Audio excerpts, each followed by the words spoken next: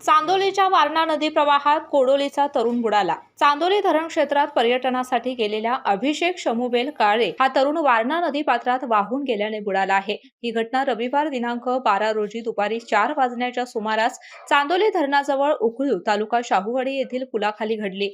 पन्हाळा तालुक्यातील कोडोली साखरवाडी येथील अभिषेक हा मित्रांसमवेत चांदोली येथे पर्यटनासाठी गेला होता।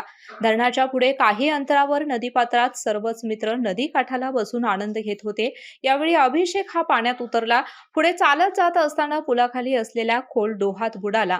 तो दिसेनासा झाला। यावेळी त्याला काही मित्रांनी वाचवण्याचा प्रयत्न केला, मात्र तो अयशस्वी ठरला।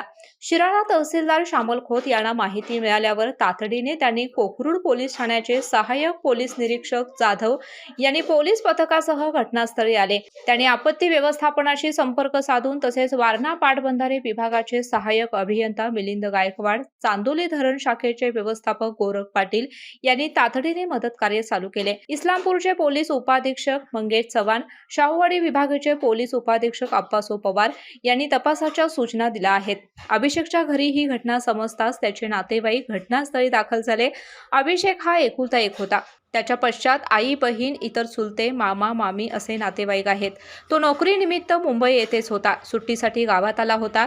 मित्रांसोबत तो पर्यटनासाठी गेल्यावर या घडलेल्या घटनेने सर्वांना धक्का बसला असून त्याच्याबद्दल सर्वत्र हळहळ व्यक्त होत आहे। डॉक्टरांनी ॲडमिट होण्याचा सल्ला दिलाय, पण स्पेशल रूम परवडत नाही। मग टेन्शन घेऊ नका।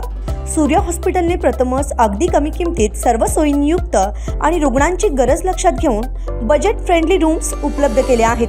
कॅशलेस सुविधांसह खिशाला परवडणाऱ्या किमतीत budget friendly economic special room.